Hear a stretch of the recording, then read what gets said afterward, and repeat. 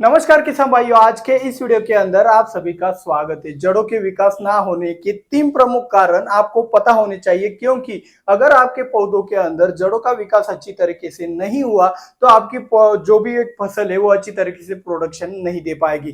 तो जड़ों का विकास कितना महत्वपूर्ण है पौधों के विकास के लिए, ये तो आपको पता ही है। लेकिन इन जड़ों के विकास के अंदर जो भी एक बाधाएं आती है उसके बारे में जान लेते हैं, लेकिन उससे पहले वीडियो को लाइक जरूर कीजिएगा।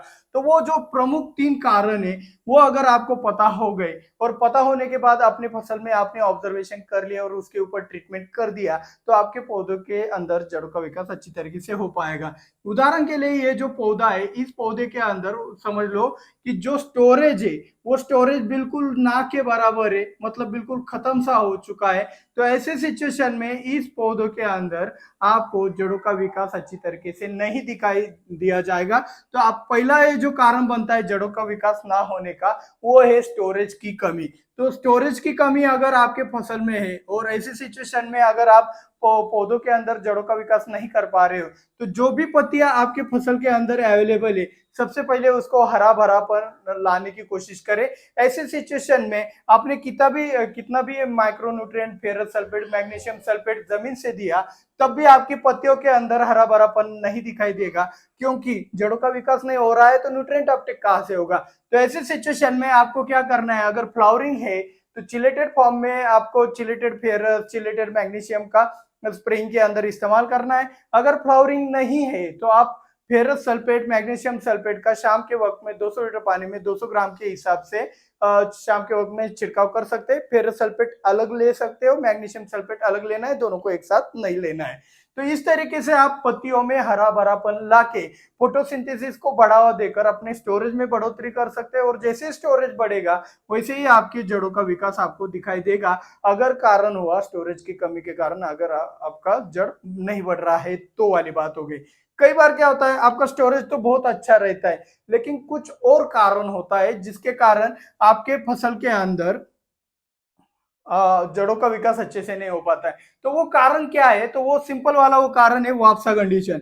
भाई वापसा कंडीशन अगर आपके फसल के अंदर, आपके जमीन के अंदर अगर अच्छे से आपने मेंटेन नहीं किया, तो वहां पे वाटर लॉगिंग कंडीशन के कारण या फिर पानी के कमी के कारण आपकी जड़ों का विकास नहीं होता है। आपको पता है पानी ही जीवन है, तो जड़ों के विकास के लिए पानी लगता है। तो बहुत सारे किसान क्या करते हैं, इतना ज्यादा पानी दे देते हैं कि वहां पे वाटर लॉग कंडीशन तैयार हो जाती है। वो ज्यादा चिपचिपा रेतीली मिट्टी होने के कारण वहां पे हवा ना मिल पाने के कारण भी जड़ों का विकास नहीं होता है। तो ज्यादा पानी देने के बाद ऐसा होने का कारण इतना ही है कि भाई वापसा कंडीशन मतलब क्या, 50% आपका पानी होना चाहिए और 50% आपके जमीन के अंदर हवा होनी चाहिए।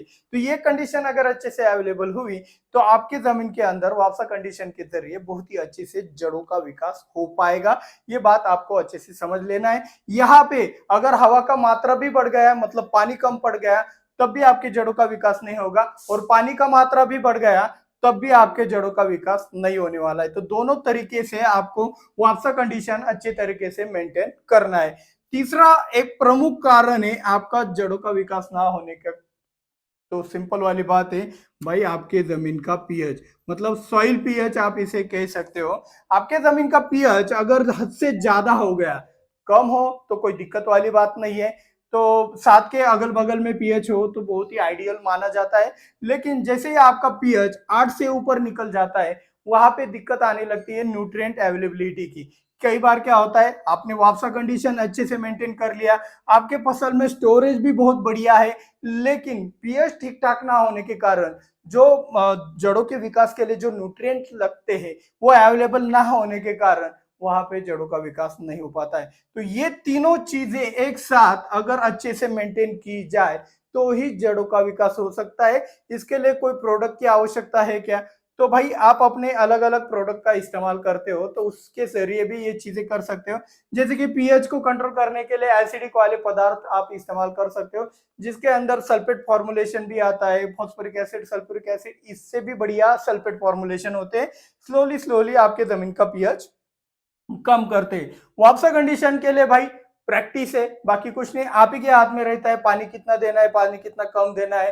तो अगर आपकी जमीन हेवी सॉइल है, कॉम्पैक्ट सॉइल है, तो वहां पे वो ये वापसा कंडीशन लाना बहुत चैलेंजिंग बन जाता है। तो हल्की वाली जमीन में वापसा कंडीशन आसानी से आ जाता है, लेकिन उसको टिकाना बहुत मुश्किल हो जाता है। तो ये सब वाटर मैनेजमेंट के ऊपर डिपेंड है। हमने वाटर मैनेजमेंट के ऊपर एक अलग से वीडियो बना दिया है कि अगर आपकी जमीन बहुत हल्की है, लीचिंग अच्छे से होता है, तो वहां पे आप उसको वाटर होल्डिंग कैपेसिटी कैसे बढ़ा सकते हैं, और जहां पे वाटर होल्डिंग कैपेसिटी ज्यादा है वहां पे क्या करना चाहिए, इसके ऊपर भी डिटेल में वीडियो बन चुका है। और रही बात अब स्टोरेज की, तो स्टोरेज कैसे बढ़ा है इसके ऊपर भी हमने एक बढ़िया वाला वीडियो बना दिया है। आप चाहो तो इस वाले वीडियो के ऊपर क्लिक करके वो वाला वीडियो देख सकते हैं। मिलते हैं अगले वीडियो में। जय जवान जय किसान।